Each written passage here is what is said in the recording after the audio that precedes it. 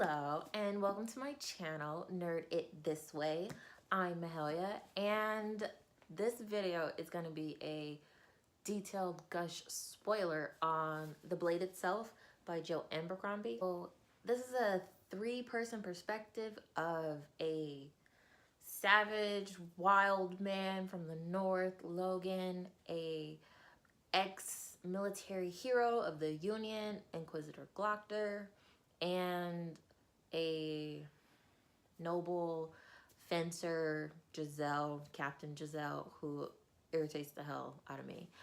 But so it goes based off of the different perspectives and the different backgrounds, but it's based off of one upcoming war on the Flatheads or the Shangas, which kind of seem like this created population of indigenous people who are like savages and they're cutthroat and they don't care and they just go around killing and breeding and torturing people. And so it goes to Inquisitor Glockter, who is in the Inquisition with his two practicals who are hilarious. They torture people and they seek the truth in the darkness. So he is my all-time favorite. Other than Logan, Glockter is my favorite. Like, he is a POW, which is prisoner of war from the Empire, who was tortured. So he has a messed up leg. He has spasms. He's missing teeth. And he can only eat mushy food because the way they took his teeth out was like every other tooth on every other side, it seemed. So he has like no teeth to eat meat or anything. And he walks with a cane, but he was known as one of the best fencers in the Union, which is similar to like the British Empire of the time that owns England, which is overseas in the new country with the savages and the Shanga and the Northmen. Logan is a hired hand to this first mage Baez,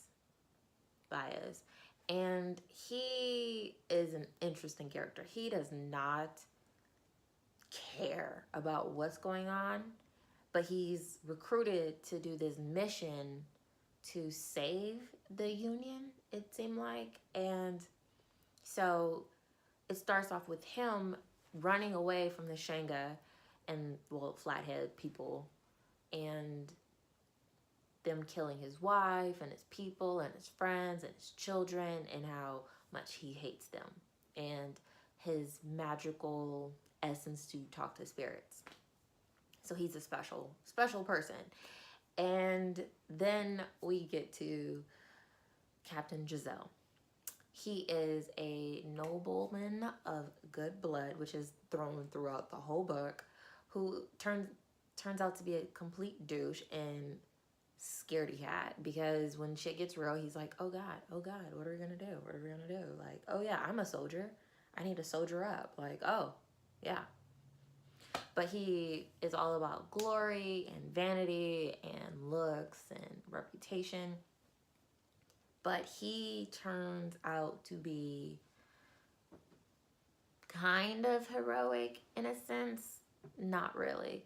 So he falls in love with Major West's sister, who is from England, and Major West is from England. And Major West is supposed to be Giselle's friend, but Giselle's like sneaking around with his sister, and his sister is like a abuse victim from their father, and West has like a whole backstory that they go over, and that's talked about in him and West. Major West is a former friend, well actually a really good friend of Inquisitor Glockter.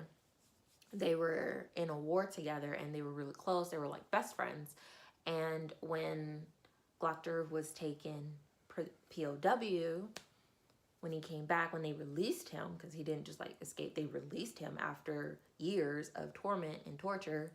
He was home and he is of noble birth. So his mother was like, any of your peasant friends can't come over and play. No one. So he assumed he had no friends, but all of his friends were commoners. So he was like, fuck you guys, I have no friends. But, you know, that slowly plays out to him and his practicals being really good friends, and them taking care of him, and him taking care of them, and their little close, awkward friendship of, you know, the albino Frost, which is, he is just awesome. He is tongueless, and he is super, super strong, like just the muscle. And then there is another practical, like, thug informant businessman. Like, he funny, and it's great. And so Logan ends up getting recruited by this mage who needs to go back to the Union to open up this door and sit on the council and explain that war is at hand, and he has to go on this mission, so he needs to recruit people. And when he gets there, everybody thinks like he's just this crazy old man posing to be this mage who should have died like years ago. And of course, the mage has like anger issues, because why not have a cranky, super toned old man that doesn't look like an old man, but some like buff butcher who is like happy-go-lucky and very, very sarcastic. He cracks me up too. And then it slowly shifts into another character's perspective named Pharaoh. Love her. She is awesome. She is a former slave, totally kick ass, and she also gets recruited to be on Baez's team on this expedition that they're going on, along with Giselle. And I'm really excited to read the second book, because that's going to be awesome. And I really recommend this book because it's 5 out of 5, like I said in my previous video, which I will link below. And this book can be confusing depending on like what's going on, and are we still like, you know, in the middle of nowhere with Baez and Logan, or are we with Giselle and him hiding from Glockter and the world and everything like that. One of the things I didn't really care for in the book was the quick point of view changes, but it wasn't like it didn't flow. I just wanted more of Glockter and Logan and less of Giselle, but I knew that his perspective was important, because when it came to him interacting with Glockter and Logan, it was hilarious. It was like that kid who thought he was cool and thought he was the one to, you know, swordplay, and then he realizes he's like a goldfish swimming with barracudas and sharks. It was awesome. It was amazing. So without like spoiling it, they're pretty much, it's gonna be a great war between this empire entity where the youngest brother of like 7, 8, 9, 10, a bunch of kids, kills all of them to get the throne. And he is like ruthless. And he's Gurkish, the Gurkish Empire or something. And so everybody has their attention focused on them. And then the Shanga and the Northmen, whatever's left of them, are coming. So the Union has two enemies and this random old man who is like, I'm come to save you all, but I'm leaving, so you're on your own. And I'm taking your best fencer, even though he's never been to war, but you'll be fine. And setting off on this voyage. Like, it's a lot of variables to go over, but it's so worth it. It took me 4 days to read this book. Listen and read. Like, a lot of people are like, oh, you can't do an Audible book and retain anything. Yes, you can. If you are a parent, student, military, anything, and you know how to listen and still write stuff down and take notes, you can fold clothes and listen to an Audible book. You can go on a walk and listen to an Audible book, which is what I did every time I walked my dogs or went to the gym. I listened to the Audible book, aside from music. So that is my spoiler-ish review. I still highly recommend reading this book. Like, it is awesome. And I am looking forward to reading the next two. Don't know when, because I will be starting my master's program July 16th.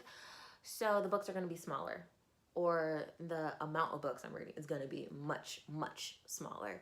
So that's pretty exciting and sucky at the same time, because yeah, I'm going back to school. Ooh. But yeah, if you liked this video with all the spoilers and everything, please subscribe, click the bell. If it's on here or over here, please click it. And comment below if you read this. What was your favorite part? Who's your favorite character? Is your favorite character my favorite character? Or do you like Giselle? Because that's okay too if you're Team Giselle. I'm not ever going to be Team Giselle. I'm Team Glockter. Ooh, we should have shirts. But if you are not a part of the nerddom, join and be a part of this awesomeness. And I will hopefully have like just multitude of conversations about favorite characters and discussions and plot details that we liked, and all the nerds around. We can unite and talk and be friends. See ya.